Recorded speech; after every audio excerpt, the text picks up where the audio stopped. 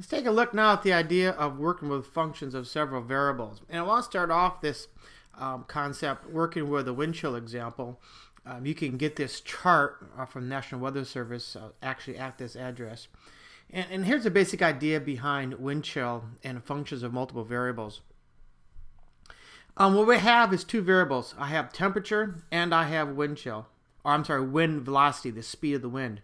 And in the middle is what we think of as our z-axis. So if I put like temperature on what we think of as x, the wind velocity on, say, y, and then this would be z.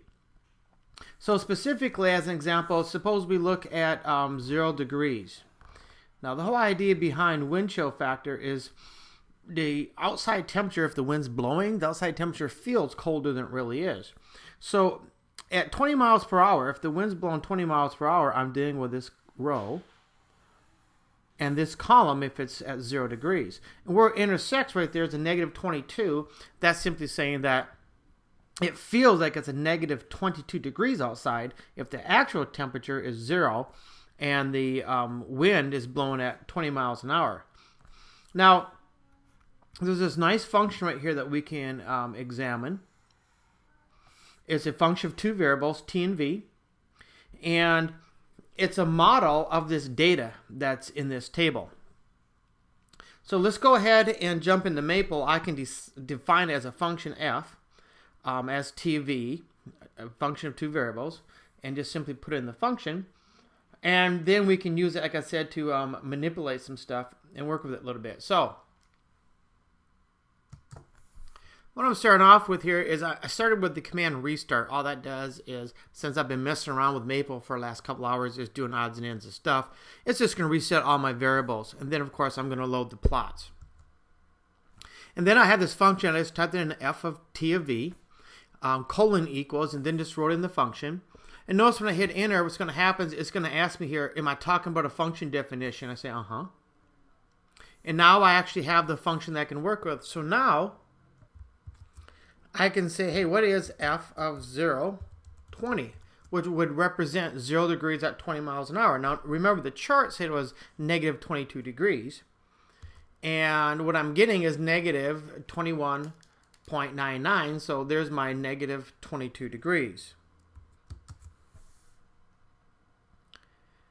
So let's go ahead and think about the domain for a moment here. What is the domain of this function? Well, if I'm looking at this function, clearly it's continuous. But if I'm looking at the table, it's discrete. So it really depends on which function I'm looking at. Am I looking at this function as in a tabular format, or am I looking at the function here? Either way, I have two variables, so I need to consider the domain of both t and of v. To be within the domain of this function that I labeled f, I have to be where t is defined and v is defined. Now, for this function, clearly this is well, it's like a polynomial, except for I have a 0.16 as an exponent. So clearly, the velocity cannot be negative. I can't have a negative speed. So it would be reasonable to say that the wind speed is from 0 to, in this case, I have 60 is the highest I have here. Although in the graph, is very much discrete, 5, 10, 15, 20, up to 60. And the temperatures I have here are negative 45 to 40 degrees. And again, I really need to take a look at or make sure that I understand when I'm talking about the domain, whether I'm talking about this function where it's continuous, or am I talking about this function which is discrete. But again, either way, I need to address the fact that I do in fact have two separate variables, so I have to address the domain for both of those variables.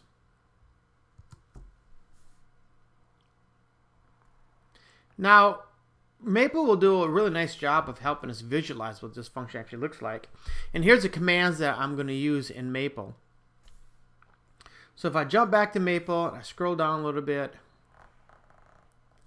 here I have A set up as my implicit plot for my function, where I have W equals f of t of v.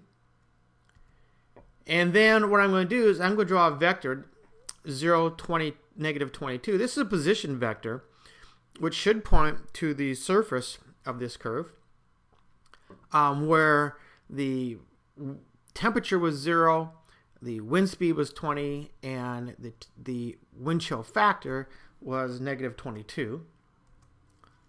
And here's my function.